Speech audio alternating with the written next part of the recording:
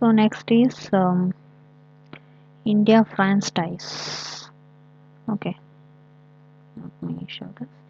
Oh, so next is India-France ties geared for next 25 years, says Modi. Okay,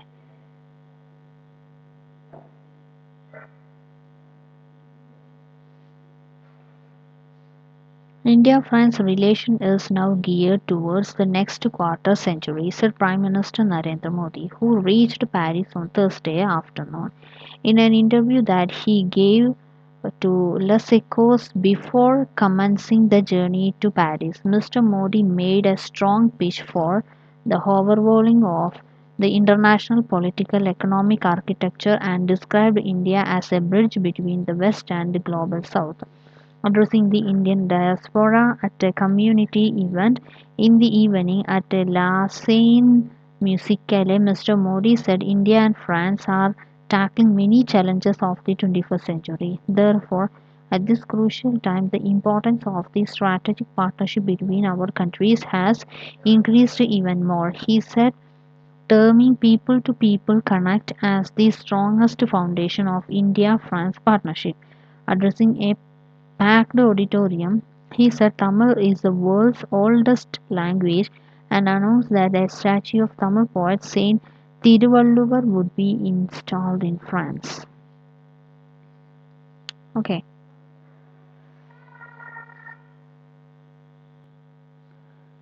so India-France ties geared for next 25 years, Modi.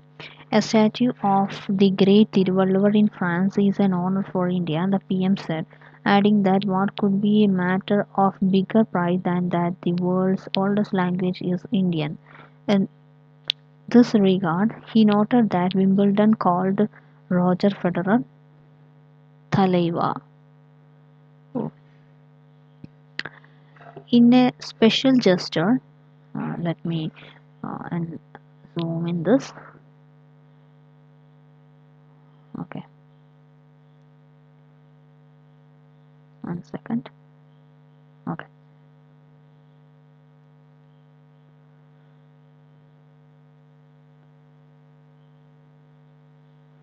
In a special gesture, Elizabeth Borne, Prime Minister of France, received Mr. Modi at the airport and ceremonial welcome and guard of honor were accorded. This visit also marks the celebration of 25th anniversary of India-France strategic partnership. Mr. Modi said India is the mother of democracy and the mother of diversity.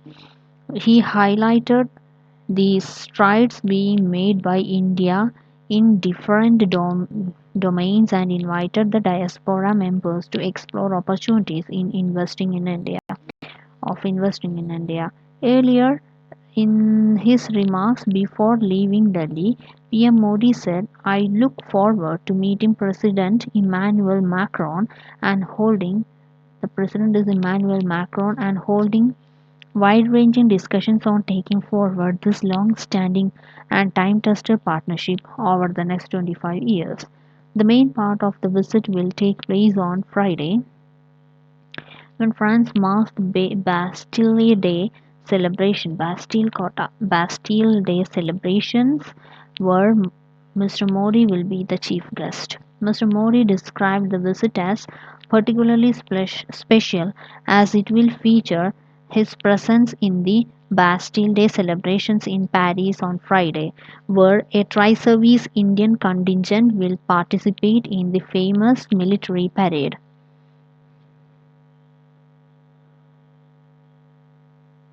During the day, Mr. Modi held meeting with Gerard Leclerc, President of the Senate, and Prime Minister Mr. Boni. PM underlined how shared values of democracy, freedom, and equality form foundational ethos of India-France partnership. Discussions covered India's G20 priorities, democratic values in technology usage, cooperation between the two upper houses, as well as regional and global issues. The spokesperson of Ministry of External Affairs, Arindam Bagchi, said on Twitter.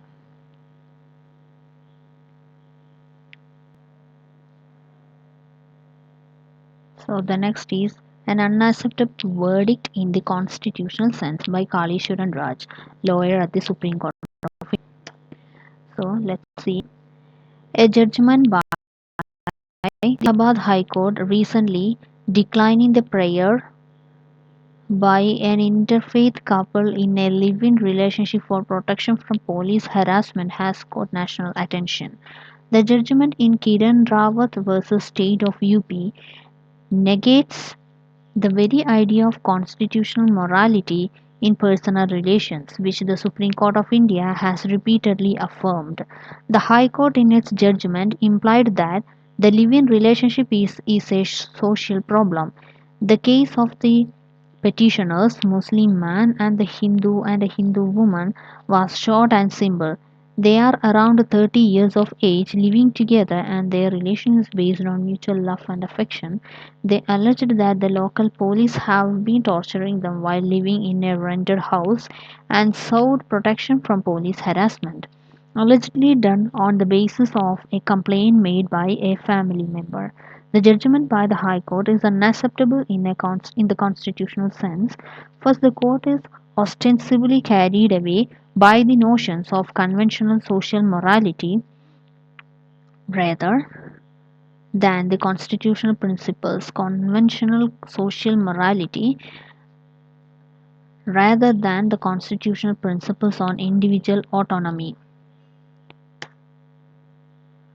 and personal liberty. Second, in the process, the court also discarded several Supreme Court judgments even after citing them by giving untenable reasons. Third, the High Court travelled much beyond the brief and relied on personal laws on marriage which were irrelevant. The Allahabad judgment said that Supreme Court verdicts on live-in relationships such as D. Veluswamy, Indira Sharma and Dhanu Lal were not intended to promote such relationships, and that the law traditionally has been biased in favor of marriage. Thereby, the High Court essentially rejected the presidential value of the top court. The High Court also made an unnecessary reference to Section 125 of the Criminal Procedure Code wives and not other maintenance to wives and not other women. The High Court also said that extramarital and premarital sex are not recognized under the Muslim law. Even extra and pre. Even the sexual, lustful, and affectionate acts such as kissing, touching, staring, etc., prior to the marriage are haram in Islam, says the judgment. An inclination towards orthodoxy.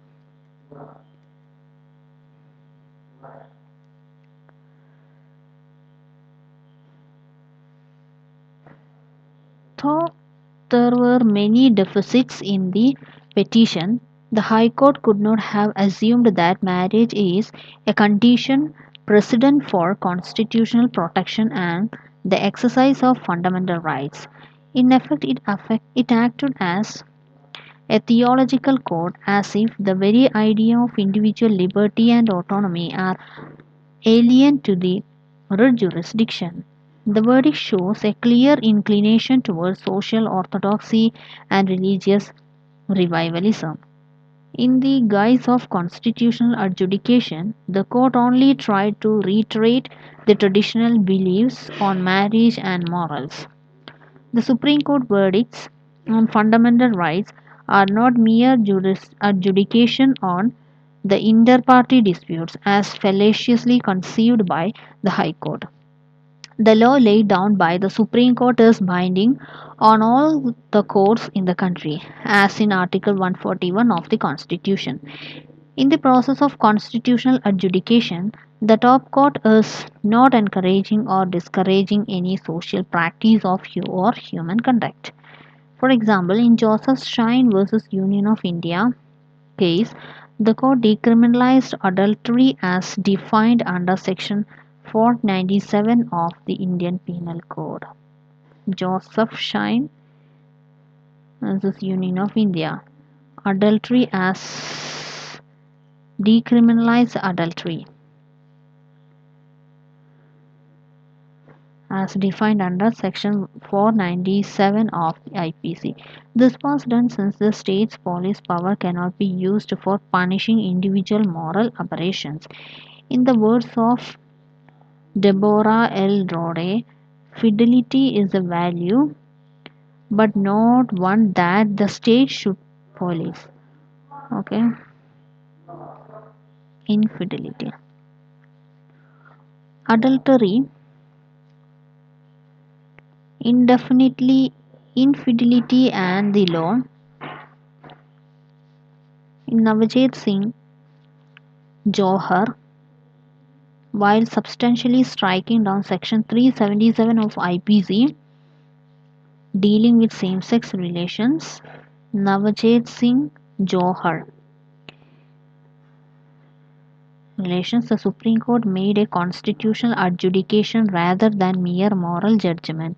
The liberating values, the libertarian value of the libertarian values of these judgments lies in their capacity in limiting the state's power in the realm of personal choices, upholding personal liberty. The Supreme Court judgments cited in the Allahabad verdict also upheld personal liberty and laid down the law in that regard. In Lata Singh, the court directed police authorities throughout the country to see to it that any adult undergoing intercaste or interreligious marriage is not harassed by anyone. In S. Kulbo versus Kannima and INR 2020, the Supreme Court held while it's true that the mainstream view in our society is that sexual contact should take place only between marital partners, there is no statutory offense that takes place when adults willingly engage in sexual relations outside the marital setting. It was only a restatement of law. But the Allahabad High Court said that the observations of the Supreme Court in these judgments were made in the context of the facts of the respective cases. Facts of every case will vary from one another and there cannot be precedence on facts. But that does not mean that the High Court can disregard the proposition of law laid down by the Supreme Court on questions of fundamental rights.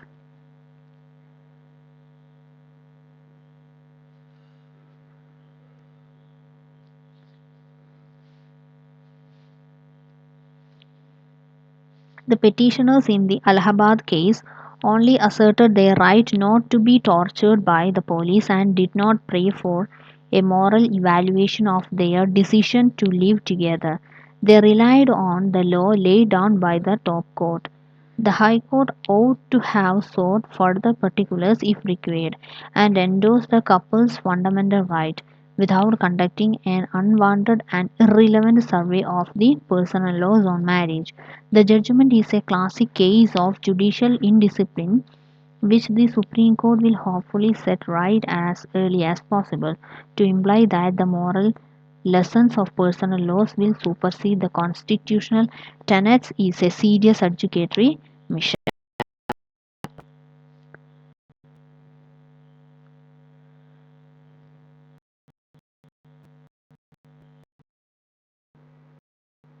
Next is work in progress.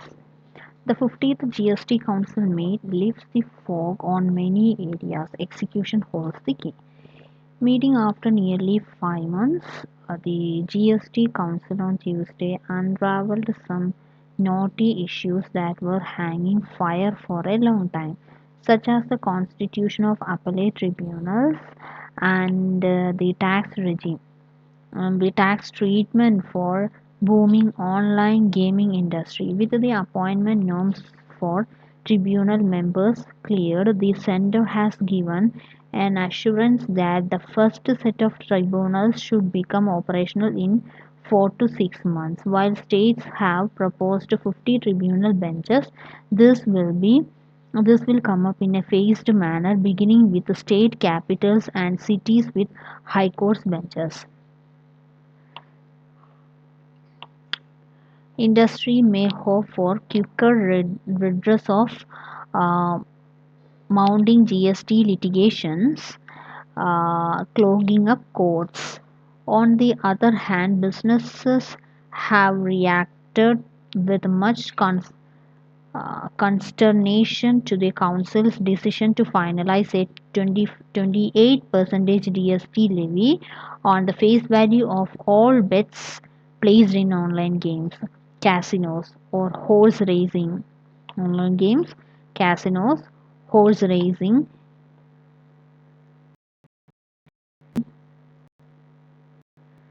or horse racing, with many e-gaming players terming it a death knell for the growing industry and its thousands of jobs. This was not a hasty decision, having been considered by a ministerial group of the council not once but twice since its formation in late 2020. Finance Minister Nirmala Sitharaman said the council acknowledged that Goa and Sikkim rely heavily on Goa and Sikkim lottery that we know. Goa and Sikkim rely heavily on casino driven tourism revenues, but also casino but also examined the more question of whether this can be equated to the more compassionate tax treatment warranted for essential goods and services.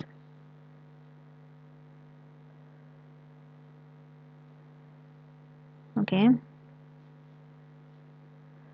With the Electronics and IT Ministry also formulating policy for online gaming, this decision requiring an amendment to the GST law may yet need some review and fine tuning.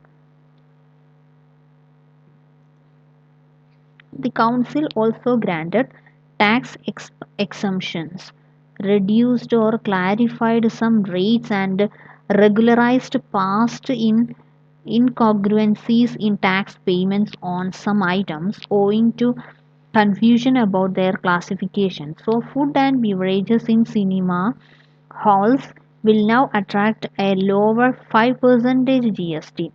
So, what it says, food and beverages in cinema halls will now attract lower 5% DST uncooked as would as would unfried uncooked snack pellets, fish soluble paste, and imitation zari yarn. It's not clear why the council took 6 years after the GST regime's launch to tweak these rates, exempting drugs imported for cancer and some rare diseases. For instance, cancer and some rare diseases, for instance, could have been envisaged earlier as well, just as the intended higher tax levy on sport utility vehicles could have been. Sport SUV?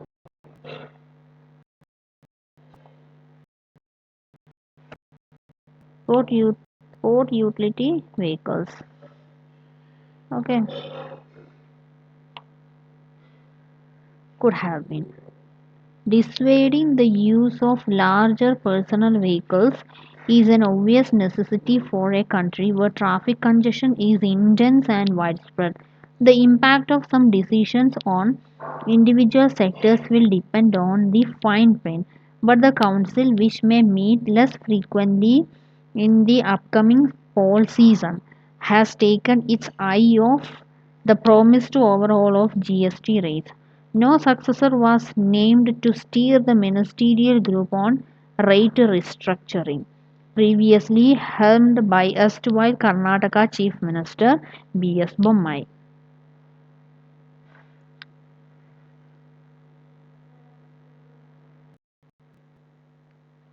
Okay, Noku, the first GST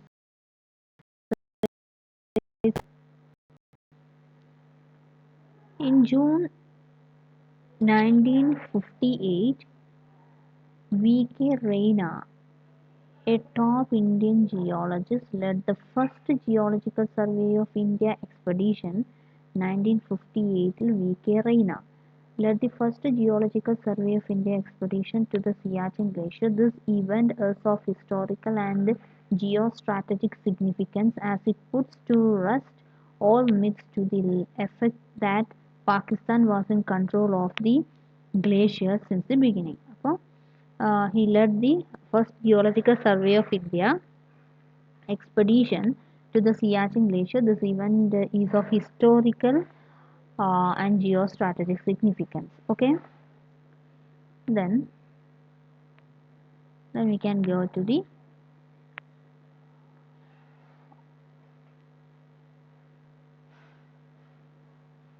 article. Okay, so while everyone is Amit K. പോളാണ് എഴുതിയത്. While everyone is familiar with the grid reference point NJ 19 NJ 9842 grid reference point, while everyone is familiar with this, as it is the point between India and Pakistan as per the Karachi ceasefire agreement of 1949, and also the point where the line of control LOC of Shimla agreement ends. Not many people are familiar with the with what 5Q131 05084 stands for. This is the number assigned to the Siachen Glacier by the GSI. In 2023 marks the 2023 marks the Sapphire Jubilee of a very important event in the history of the exploration of the Siachen Glacier. Unfortunately, bearing B.G. Varghese, most of the scholars who have written on the subject, as well as mountaineers of repute who have documented all the visits to this part of the world, have failed to record and give this event its due importance. The first Siachen survey, okay, the first Siachen survey in June 1958, exactly 65 years ago, V.K. Raina, a top Indian geologist who at that time was an assistant geologist with the GSI, led the first GSI survey of the Siachen Glacier. Little would Mr. Raina have known that the peaceful environs he surveyed in 1958 would become a bone of contention between India and Pakistan in the future on the site of Operation Meghdood launched by the Indian Armed Forces in 1984. Operation Meghdood. In 1956, Mr. Raina had been a part of the Caesar Kangri expedition conducted by the Himalayan Mountaineering Institute of Darjeeling. During this time, he studied the geology and geomorphology of the Nubra Valley up to Panamik. Nubra Valley up to Panamik. Thereafter, in 1957, he was involved in the geological survey of the alignment of the proposed Leh Manali highway, which was only a mule track at that time. So, during he studied the geology and geomorphology of the Nubra Valley up to Panamik. 1958 was an important year for geologists all over the world as it was celebrated as the International Geographical Year. To commemorate this event, activities had been planned by different geological institutes all over the world, while some institutes planned research trips to the Arctic Circle or the Antarctica. The GSI, with its limited resources, proposed to conduct a study of the Himalayan glacier systems, which included snout monitoring of the glaciers in the Sikkim Himalayas, Kumaon Himalayas, as well as the Kashmir Himalayas. Sikkim, Kumaon, and Kashmir. The responsibility of snout surveying uh, 5 glaciers in the Ladakh region was given to Mr. Reina. Okay, then these were which are those 5 glaciers. They were Siachen, then Mamostong, Chongkumdan, Kichikumdan, and Aktash glaciers. Mr. Rayner recalls that a budget of 17,000 was sanctioned for the survey, after which he, accompanied by his colleagues P.Z. Mahrotra and a team of Sherpas and other support staff, started their journey to the Siachen Glacier in June 58. Rayner recalls traveling from Calcutta to Pathankot by train, then to Srinagar by bus, from where he chartered a Dakota to reach Leh. Thereafter, the team trekked on foot and with mules to reach Siachen after about a week. They spent almost 3 months camping at the base of the glacier and conducted various studies which required them to traverse 5 to 6 kilometers upstream of the snout every day to establish various survey and picture points. Mr. Rayner vividly remembers that his snout of the glacier at that time was a jumbled mass of practically inaccessible ice which inhibited an arc-like depression towards the center with the concave side facing the front or downstream. However, just 2 kilometers upstream, however, let's check the upper part. Okay.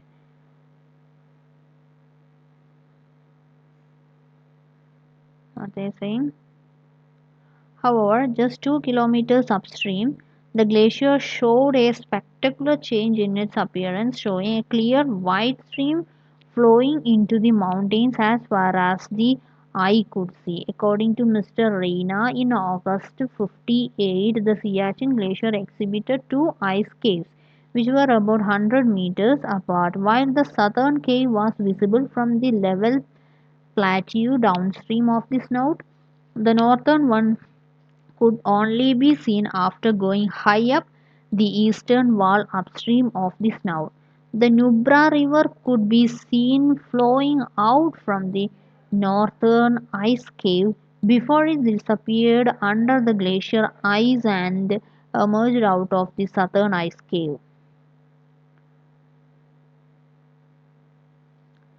As part of the survey procedure, we prepared a large-scale map of the snout region with the help of plane table and telescope alidate. Cairn marks were erected and painted to fix the position of the glacier front and the ice caves. The position of each reference station as well as B, which was used a triangulation point, was fixed by taking a bearing of the peaks in the neighborhood and erecting large stone cairns so as to make the mark visible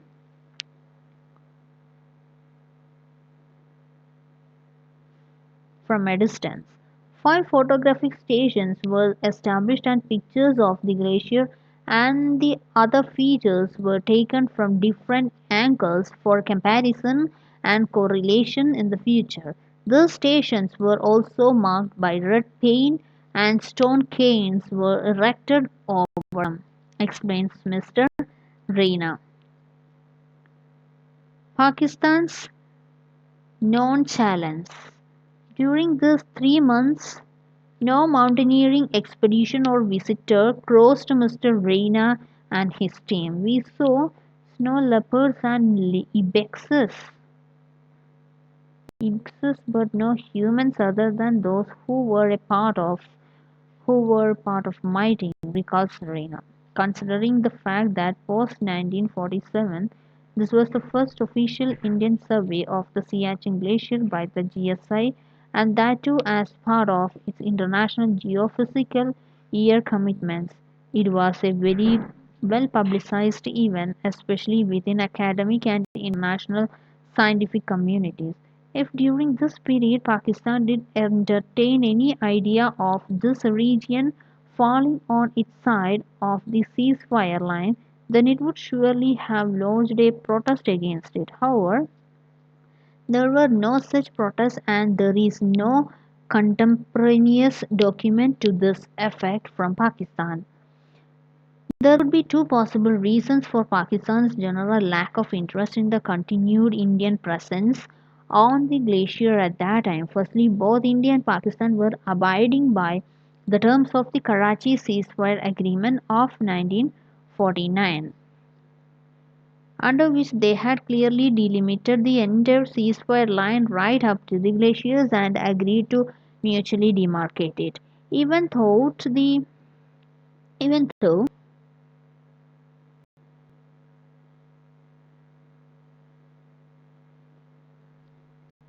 Even though the region beyond NJ 9842 was pending mutual demarcation and delineation, it was evident that if the line were to proceed north right till the glaciers as envisaged under the agreement, then this region would still fall on the Indian side. And secondly, since explorations and scientific visits did not pose any threat or give either side any reason to believe that the other may physically occupy the region contrary to the explicit agreement, not much importance was given to them. No claim to the glacier. However, for a country which for long has relied on incorrect maps and consequent permissions sought by various explorers from it to bolster its claim to the Siachen, Pakistan's continuous and complete silence on the first GSI expedition to the glacier in 1958 is indeed deafening, especially because this was not a private exploratory excursion but an official scientific study sanctioned by the Government of India. Deafening, yes, but not surprising because any acknowledgement of the presence of Indian scientists on the glacier for over 3 months in 58 without any noise from Pakistan would have conclusively established its complete absence from the region. Thus, this expedition has immense historical and geostrategic significance as it puts to rest all myths to the effect that Pakistan was present or in control of the glacier since the beginning. It's pertinent to note that it's only 25 years later that Pakistan for the first time formally staked its claim to this region contrary to Karachi's ceasefire agreement by unilaterally extending the line of control from NG 9842 till the Karakoram Pass in its protest notes of August 1983. Contrary to the Shah agreement, this set the alarm bells ringing in India and put into motion a chain of events which resulted in India preempting Pakistan and occupying the strategic Saltoro Heights on April 13, 1984.